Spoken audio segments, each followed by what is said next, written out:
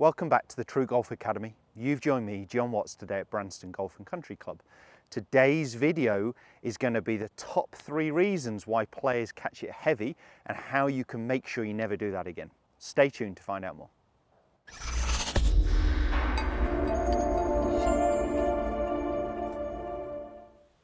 As mentioned, today's video is all going to be around the strike. So we're talking about a heavy contact.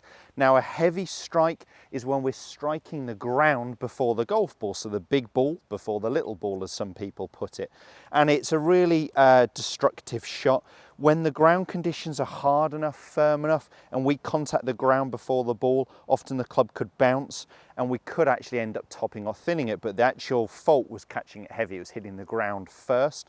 Normally, and we're autumn into winter here in the UK, when we're striking the ground before the ball on softer ground conditions, the club just digs, and we don't get that energy pass over from club to ball. We lose distance, so we're generally coming up short, taking flight off the golf ball. So what we're trying to get is ball turf strike at the same time, or potentially even ball a little gap and turf. If there was too much of a gap, so if the divot started well after, we'd expect there would be a very low flighter of the golf ball. We want to be trying to get the divot to almost be starting towards the front or middle to front half of the golf ball, so we're getting a downward blow. This is with our irons, and getting that ball turf strike that we're really looking for. Now I'm going to jump into what I would see as the 3 biggest fundamental faults that can cause that heavy strike. I'm going to let you guys determine if this is something you struggle with, which of these it is. So it's worthwhile obviously getting your swing on video, and there's lots of free apps out there. I use often with online lessons Huddle. So that is a great app where you can record your swing, draw lines, circles over your head, just to see if there is movement. So see which one of these is relevant to you, and then you know how to fix it, because I'll have told you in this video. So fault number 1 for me is when players are working too much laterally off the golf ball and don't recover. So we start to see their body moving off, away from the target, a big movement away from the target here, a lot of head movement, and they stay back there. They never quite recover. I think some head movement is acceptable. So I'm perfectly, if I get into golf posture here, I don't mind seeing half a head's width away from the target.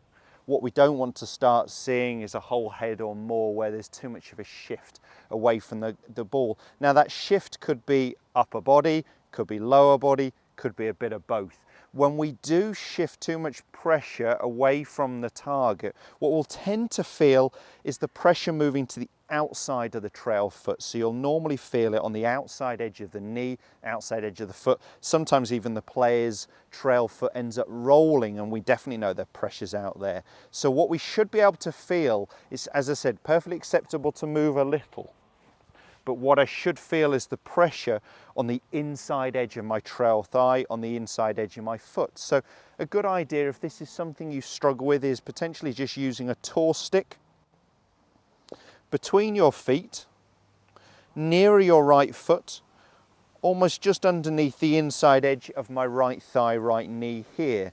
And it's fine for us to move and feel like we're in line with this tour stick, so my center over this tour stick, as long as I haven't moved too far behind it. When I get this movement, I feel like I've turned behind it, but I've applied the pressure to the inside edge of my trail foot. That's going to allow me to start to get my body moving in the right sequence towards the target, not that I'm back here and never quite recover.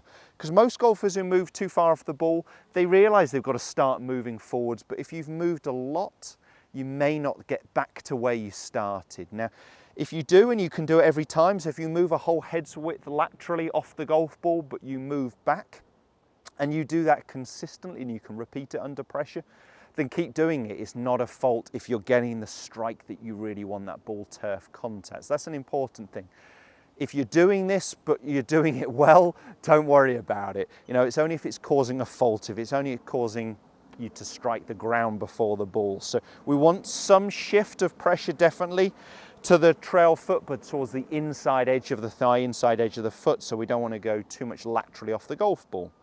A second fault for me And a similar idea, but this is where I see golfers who slide too much forwards ahead of the golf ball at the start of the downswing. Now, when our body is going a lot ahead of the golf ball at the start of the downswing, we're going to either strike way down on the ball, big divots, very low flight. What we'll generally do to compensate is head leaning back through impact, or we'll start to lose a bit of that angle in our wrist. So it might be that you make a good backswing move, but your pressure is shifting laterally towards the target too quickly. When that happens, often the player gets ahead of the golf ball. From there, they make a move to try to actually save it. And again, it might be something you time. I teach a good couple of, or very good couple of young golfers who had this fault, who got ahead of it here, head started going backwards, but you know what, they wouldn't struggle too much with heavy strikes, but they're playing and practicing a lot. We've still worked on it because it didn't give us the desired impact we wanted. We were getting too low a launch, too much spin, we weren't getting the impact conditions we wanted, but they definitely weren't struggling with heavy contacts.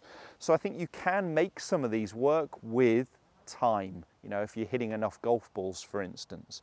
So a fault, as I said, what I see often is golfers who shift their pressure too much towards the target too early at the start of the downswing. They get ahead of it and then they end up trying to back up, and that can cause us to shallow out, to hit the ground before impact. So what we want to see, if this is something you struggle with, is just the feeling. Now I'm going to point this tour stick more at the golf ball, and I'm just going to try and get the feeling that I keep my head over this centered point at the start of the downswing, so I can start to shift my pressure forwards, but I'm not allowing my whole body, my whole center to move ahead of this point. So I'm feeling like I'm staying a little bit more centered over the golf ball, at least until strike, that I'm not shifting too much this way. Another thing you can do if this is something you struggle with is you could just try and get the feeling that you keep that width between your knees at the start of the downswing, almost those cowboy knees, dropping the beach ball. I've done some videos on that. I'll put some links in this video about that knee separation at the start of the downswing, because if we're getting our knees going this way, we're not really going this way. We're not really sliding ahead of the target. So if you shift pressure too quickly from your trail foot to your lead foot, and then you back up, your head starts leaning backwards. An exercise could just simply be a bucket or a range bucket, or a football between your knees, or a beach ball, and just get that feeling of dropping the bucket to keep yourself a little bit more centered. Now, the third thing I'm going to choose for reasons I see heavy strikes, contacts before the golf ball, is really when a golfer loses that angle in the lead wrist too early at the start of the downswing. So they are starting to cast the golf club away from them. Often that's linked to when we start to see the lead arm collapse or the lead wrist collapse at the top of the backswing. So when we see a collapsing movement here, every action has an equal opposite reaction. The club has to be thrown away. If the club is thrown away, we're going to be striking the ground before the ball. So normally the fix is actually changing the backswing to change the downswing. So it's generally around trying to create a little bit more width, keeping that lead arm a little bit straighter, and making sure that we've got a good grip, that we don't allow the club to start to move in our hands. Golfers who start to lose that angle at the top of the backswing have often got a very palmy grip. So have often got the club way too much up in the palm of the hands, not enough down in the fingers where we really want the control of it. So maybe just a grip change and a feeling of a little bit more width, a little shorter in the backswing length, would help you then keep that angle on the downswing. Okay, so I think if you are a player where you lose this angle on the downswing, start looking at the backswing first. Is it grip? Is it swing length, the lead arm collapsing? Because that can often cause us to throw that club away too early. You'd be seeing, if you don't strike the ground before the ball, a high, weak flight when we're starting to lose this angle too soon, too early on the downswing. So as a little recap, 3 reasons I've picked on my top 3 why I see a lot of golfers struggling with heavy strikes. One would be too much lateral movement off the golf ball and not recovering.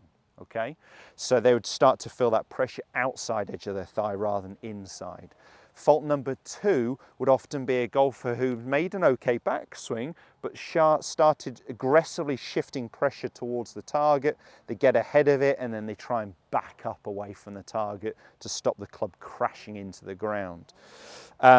Fault number 3, it's really a casting movement where we're starting to lose that angle in the lead wrist, lead arm at the start of the downswing too early, often linked to backswing faults, so swing length, grip, okay, where we start to lose this angle at the start of the downswing. There are some things we can do, you know, often you can make a fault, if you like, work if you have something else in the swing. So let's say we were a player where we allowed, or we got that angle loss a little too early here, we could combine that with good rotation where we're getting our pressure to our lead leg and we wouldn't struggle with hitting it heavy. So we could have the fault that we're losing the angle a little too early here, but we make it work because we rotate our body very well and get our pressure to our lead leg. So I'd only look at fixing some of these if this is causing you a problem. If you are struggling with some heavy contacts, hitting the ground first, you need to understand why you do that first. So get yourself on video, start to see which of these ones I described perhaps is you. It may be something else that you do in there. I'd love to hear if you do discover that is the case, but it's likely to be one of these 3 faults. If it is, then you can use some of these fixes to start to work on those. I hope you found that video interesting and useful. If you did, make sure you hit the like button. It does help me out at the TruGolf Academy here, and also subscribe to the channel as well. It is for free. New content every Tuesday and Thursday, as well as some Saturday specials. Cheers guys, we'll see you soon.